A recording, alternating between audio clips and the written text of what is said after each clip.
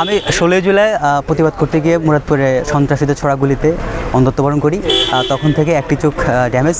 আর হচ্ছে জুলাই পরবর্তী আমাদের যে ছাত্র সংসদগুলো বা নতুন রাজনৈতিক যে বন্দোবস্তর যে একটা ইপসা, সেই ইপসার জন্য তো আমাদের প্রাথমিক সুযোগ হিসেবে আমাদের এই ছাত্র সংসদে। তো ছাত্র সংসদ ইলেকশন করার অন্যতম উদ্দেশ্য হচ্ছে নতুন যে রাজনৈতিক বন্দোবস্ত আনায়নের সুযোগ, তাতে কন্ট্রিবিউশন রাখা। আমি বিশ্বাস করি স্বাধীনতা অর্জনের চেয়ে স্বাধীনতা রক্ষা করা কঠিন।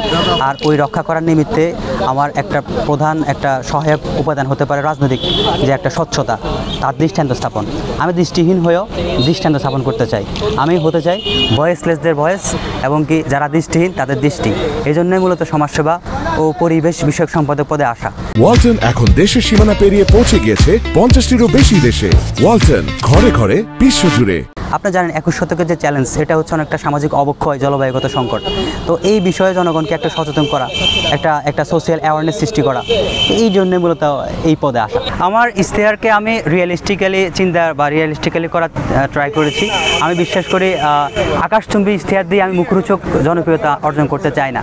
আমি চাই বাস্তবসম্মত কিছু দিতে, যেটা আমি বাস্তবায়ন করতে পারবো। এখন ভাই অনেক প্রার্থী তো বলে যে আমি আবাসন সংকট সমস্যা নিরসন করব। আমার তো সেই ক্ষমতা না একটা হল নির্মাণ করার, আমি তো ওটা পারবো না।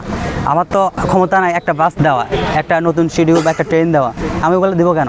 আমি যেগুলো বাস্তবায়ন করতে পারবো, ইভেন আমার তো 12 নম্বর ব্যালেট, 12টা ইশতেহার বা প্ল্যানও ছিল 12 মাসও করার। কিন্তু আমি এখানে ক্যামেরার সামনে বলে দিচ্ছি, আমি 6 মাস বললে হয়তো বা মুখরোচক হয়ে যাবে, কিন্তু আমি 8 মাসে এটা ফুল 12টা ইমপ্লিমেন্ট করার সর্বোচ্চ চেষ্টা করবো ইনশাআল্লাহ। শিক্ষার্থীরা যাকে ভোট দিবে চিন্তা করা উচিত 5 আগস্টের পরে যারা কিনা শিক্ষার্থীদের কাছে গিয়েছে, এখন ভোট আসছে এই জন্য গিয়ে নম করছে, ভাই সারার চেষ্টা করছে, মুড়ি পাঠিয়ে দিচ্ছে, সেজন্য সেসব বিষয়গুলো মাথায় রেখে ভোট না দিয়ে বরং 5 আগস্টের আগেও কারা কাছে ছিল, কারা প্রতিবাদী ছিল, 5 আগস্টের পরেও যখন চাকসু হবে কি হবে না, অনেকে দেখা গেছে ক্যাম্পাসে আসতো না, তো শিক্ষার্থীদের কথা শুনবে তো দূরের কথা। তো এখন ওরাও আসে, অনেক সময় মুখরোচক কথা বলে।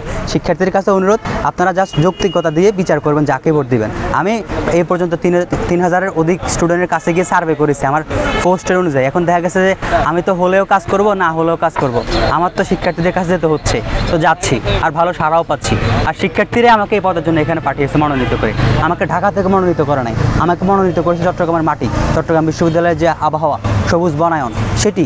তো শিক্ষার্থীরা আমি বিশ্বাস করি এজন্য আমাকে ইনশাল্লাহ জয় রাখবে। অ্যাজ অফ টুডে ভালোই দেখতেছি, ভালোই লাগছে, কিন্তু আশার সাথে আমি আশাবাদী, আশার সাথে আশঙ্কাও থেকে যায়।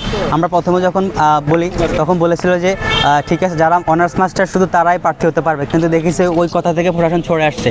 তারপর আবার এখন পর্যন্ত দেখলাম যে যারা মাস্টার্স পাসও করেছে, যারা কিনা ভবিষ্যতে আপনার চাইলেই আবার দ্বিতীয় মাস্টার্স করতে পারবে, এই টাইপের কিছু একটা, ওরাও এখন ভোটার। এতে করে হচ্ছে কয়েকটা দল যাদের ওরা এনে ওদের কর্মীকে ভর্তি করাচ্ছে বা ভোটার বানাচ্ছে। আলটিমেটলি আমরা যারা স্বতন্ত্র আছি বা যারা মেরুদণ্ডহীন আছি, তাদের জন্য এটা খুবই একটা আশঙ্কাজনক বিষয় হয়ে দাঁড়িয়েছে। আমরা প্রশাসনের কাছে অন্তত হিপোক্রেসি চাই না। আমার রাজনৈতিক প্রচারণার অন্যতম একটা কমন বিষয় হচ্ছে জিরো কার্বন, জিরো হিপোক্রেসি।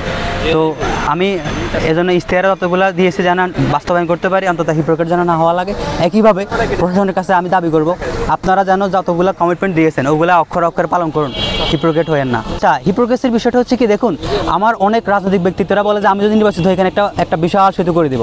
দেখা গেছে এখানে নদীয়ে নাই, সেতু দূরের কথা, সেতু দরকার ছিল না।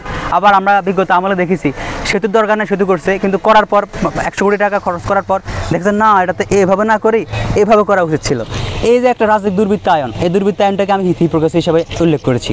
তা আমি অন্তত যা বলি তা করব, আর যা বলি না তা অন্তত যদি শিক্ষার্থীরা চায় তা করার জন্য আমি মনোনিবেশ করব।